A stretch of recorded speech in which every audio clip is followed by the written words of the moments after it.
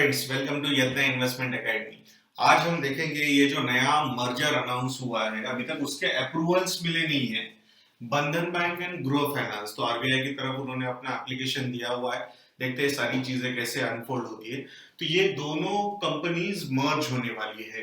अब ये कंपनीज मर्ज क्यों होने वाली है? क्योंकि हमने एक वीडियो बनाया था बंधन बैंक पे कि बंधन बैंक को या बंधन बैंक के प्रमोटर्स को अपना स्टेक कम करना है फ्रॉम 82.3% टू 40%। और ये उनकी कोशिश है, पहला थोड़ा सा डाउनसाइज करना है उनका स्टेक फ्रॉम 82.3%। ये मर्जर अगर हो गया, अप्रूव हो गया, आरबीआई से सब कुछ हो गया, तो the stake will go down to 61% in the merged entity. Total ये जो मर्जिंग होगा उसमें 61% होगा।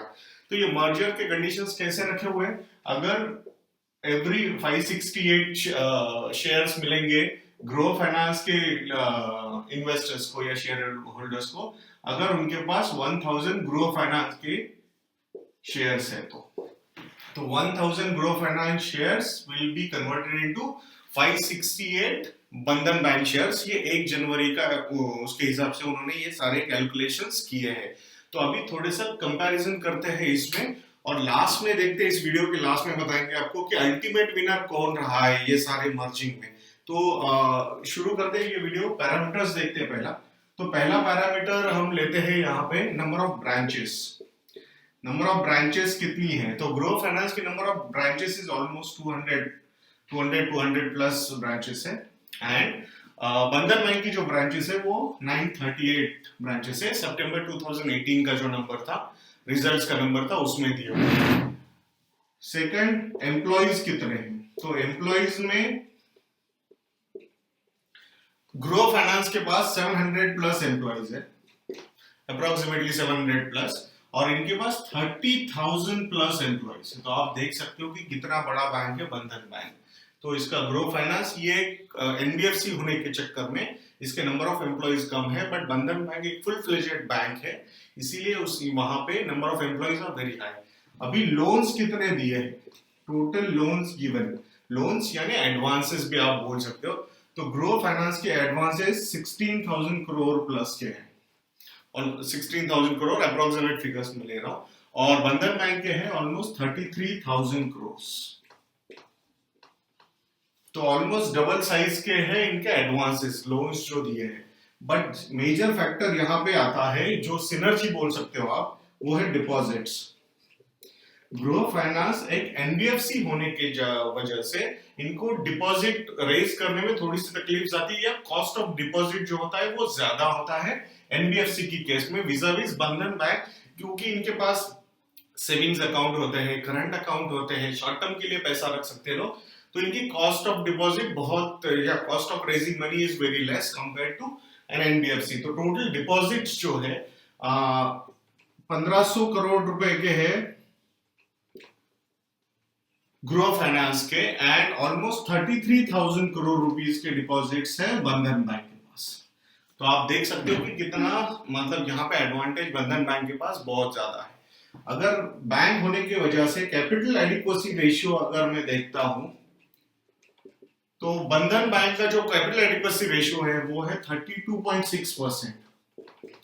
ये बहुत ज्यादा है, जो लिमिट होती है आरबीआई की लिमिट से बहुत ज्यादा है। और ग्रो फाइनेंस का है 18.90%।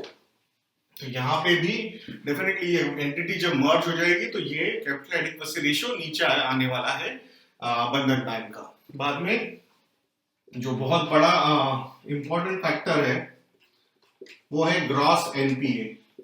ग्रो फाइनेंस के ग्रॉस एनपीए है 0.88% के, विजाविज बंधन बैंक के 1.32%। तो ये बहुत बड़ा फैक्टर है कि ग्रो फाइनेंस एनबीएफसी होने है, उसके बाद भी इसके इसके एनपीए जो है वो बहुत कंट्रोल में रखे ग्रो फाइनेंस ने। और हमने देखा है कि जैसे एनबीएफसी में प्रॉब्लम हुआ था रिसेंट पास्ट में, तो उस पर्टिकुलर या इवेंट में ग्रो फाइनेंस को इतना ज्यादा प्रॉब्लम नहीं हुआ था कंपेयर टू अदर एनबीएफसी। अगर another important factor, return on assets. Assets क्या होते हैं? किसी भी बैंक या एनबीएफसी के जो लोन्स देते हैं वो उनके लिए एसेट्स होते हैं। तो रिटर्न ऑन एसेट्स में ग्रो फाइनेंस का जो नंबर है वो है 2.57% एंड बंधन बैंक का है 4.3%। तो यहाँ पे डेफिनेटली बंधन bank is scoring a lot of points। तो आप देख सकते हो ये सारे पॉइंट्स हमने आपके सामने रखे हैं। तो ब्रांचेस बहुत, इसके ब्रांचेस डेफिनेटली कम है कंपेयर टू बंधन बैंक, बट यहाँ पे जो है नॉर्थ या वेस्ट में बंधन बैंक को बहुत ज्यादा प्रेजेंस दे देगा ग्रो फाइनेंस, और इसको ईस्ट साइड में ग्रो फाइनेंस को प्रेजेंस मिलेगा बंधन बैंक की वजह से। तो ये डेफिनेटली एक बहुत बड़ी सिनर्जी है दोनों में। 700 एम्प्लॉइज एडजस्ट करना बंधन बैंक के लिए कोई बड़ी बात नहीं होगी, वो आराम से उसको एडजस्ट कर सकते हैं। और वैसे भी अलग अलग एरियाज में होने के चक्कर में, अलग अलग रीजन्स में होने के चक्कर में ये एडवांटेज भी हमें लगता है दोनों एक दूसरे के साथ अच्छे से सिनर्जाइज हो पाएंगे। लोन्स की बुक 16,000 करोड़, 33,000 करोड़। तो यहाँ पे जो एक सिनर्जी मिलेगी या फिर एक एक्स्ट्रा एडवांटेज मिलेगा बंधन बैंक को, क्योंकि अफोर्डेबल हाउसिंग में ज्यादा प्रेजेंस है ग्रो फाइनेंस का, छोटे छोटे लोन्स में, माइक्रो लोन्स में, not micro but 10 to 15 lakh के जो टिकट साइजेस है वहां पे बहुत ज्यादा प्रेजेंस है। तो डेफिनेटली बंधन बैंक को एक बहुत बड़ा एडवांटेज रहेगा। प्लस इनके जो सिस्टम्स इन प्लेस है, जिस तरीके से इन्होंने ऑलमोस्ट 3.5 डिकेड्स का इनके पास एक्सपीरियंस है, तो लोन्स का जो पर्टिकुलर एक सिस्टम डेवलप हुआ है, कैसे दिया जाए, कितनी फास्ट हुई ये प्रोसेस, इसमें Groww finance will be able to add a lot of value to Bandhan bank. Deposits में 1500 करोड़, 33,000 करोड़। तो डेफिनेटली यहाँ पे कुछ ऐसा हम सिनर्जी के हिसाब से नहीं बोल सकते, बट डेफिनेटली इनका जो क्लाइंटल बेस होगा वो उनको एक्वायर करने के लिए काफी अच्छा टारगेट हो सकता है बंधन बैंक के लिए। कैपिटल एडिक्वेसी रेशियो जैसे हमने बताया 18.9% ग्रो फाइनेंस का है, और इसका 32% है, which is much above the RBI rules.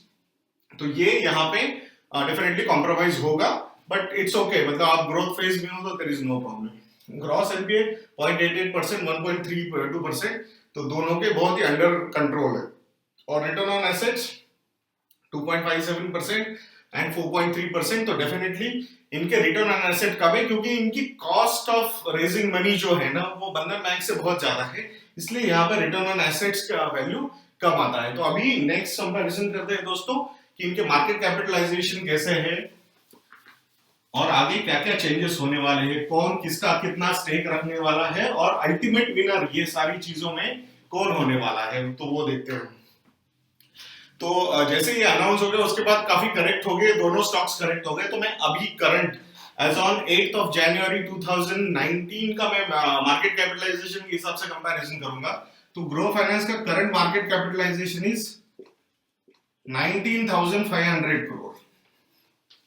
And अगर मैं इसकी बात करता हूँ बंधन बैंक की, तो वो है almost 59,000 crore. So 58,000 crore, sorry 58,000 crore and 19,500 crore. तो अभी क्या है, यहाँ पे जो है बंधन बैंक ने 82.3% का प्रमोटर का स्टेक है, ठीक है, और यहाँ पे है 57.3%। यहाँ पे प्रमोटर है घोष फैमिली, और यहाँ पे प्रमोटर है एचडीएफसी ग्रुप, या फिर एचडीएफसी ग्रुप नहीं, HDFC housing development finance corporation, HDFC limited, ये जो स्टॉक लिस्टेड है उसका मेजॉरिटी स्टेक है 57.3% का। तो अगर ये दोनों कंपनीज को हम अगर मर्ज कर देते हैं, इनका एडिशन करते हैं, तो वो टोटल होता है 77,500 करोड़ रुपीस। तो मैं अगर ये करंट वैल्यूएशन के हिसाब से बात करता हूं, तो एचडीएफसी का स्टेक यहाँ पे बनता है 11,594 करोड़ रुपीस, ये 57.3% ऑफ 19,500 करोड़।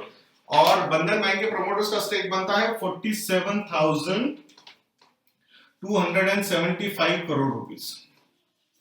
तो ये रहा बंधन बैंक के प्रमोटर्स का स्टेक। अभी ये दो एंटिटी जब मर्ज हो जाएंगी, तो यहाँ पे ग्रो फाइनेंस या फिर एचडीएफसी का जो स्टेक है, वो स्टेक अभी टोटल मर्ज एंटिटी में होगा, ग्रो एंड बंधन, तो वहां उनको मिलेगा 14.96% स्टेक। ये किसे मिलेगा? एचडीएफसी को इन दिस न्यू मर्ज्ड एंटिटी, ये जो बड़ी एंटिटी होगी उसमें स्टेक मिलेगा। तो वो कैलकुलेशन ऑलमोस्ट उतना ही होने वाला है। सो वो होगा 11,594 करोड़ ऑलमोस्ट,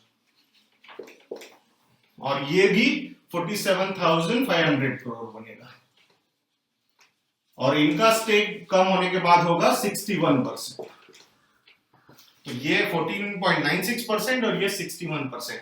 तो अभी नए आरबीआई रूल्स के हिसाब से HDFC can not hold more than 10% इन बंधन बैंक। डेफिनेटली वो बोल रहे हैं अभी कि हम अप्लाई करने वाले we would like to hold in this new entity, जब तक सारी सिनर्जीज वगैरह सारी बैठ नहीं जाती। तो देखते हैं आरबीआई कितना परमिट करेगा, बट डेफिनेटली यहां से उनको वो स्टेक एटलीस्ट 5% से कम करना होगा, या फिर हो सकता है आरबीआई कुछ नया रूल बताए कि नहीं आप 5% से ज्यादा नहीं होल्ड कर सकते। तो वो जो भी होगा उसके हिसाब से वो निकलना पड़ेगा। तो ये देखते हैं अभी कि जैसे आरबीआई अप्रूवल देता है क्या क्या चीजें होती है। तो अभी ना काफी इंटरेस्टिंग बातें करते हैं कि अल्टीमेटली ये सब होने के बाद अल्टीमेट विनर कौन है इसमें। तो हमारा जो एनालिसिस है ये सारा जो करने के बाद हमें लगता है अल्टीमेट विनर यहाँ पे है HDFC limited, housing development finance corporation. अभी हम बता दें आपको, बंधन बैंक को जिस तरीके से आरबीआई ने इंस्ट्रक्शंस दिए थे आपको आपका स्टेक कम करना होगा, तो अभी स्टेक कम करना होगा तो स्टेक सेल करना किसी भी प्रमोटर को अच्छा नहीं लगेगा कि मैं सीधे सीधे जाके मार्केट में स्टेक सेल करता हूं, तो इसके बहुत निगेटिव रिपरकशंस भी हो सकते हैं।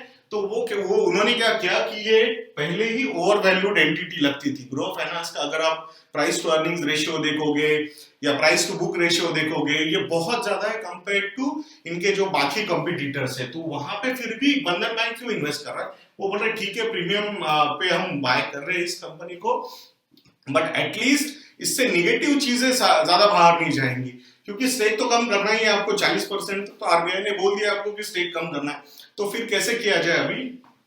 तो ये एंटिटी इन्होंने बाय कर ली। पहले ही एचडीएफसी को बहुत सारे क्वेश्चंस होते थे कि आप ये एंटिटी अलग से क्यों चला रहे हो, एचडीएफसी लिमिटेड और ग्रो फाइनेंस। तो और उसके चक्कर में HDFC limited aggressively affordable housing loans में भी नहीं जा पाता था।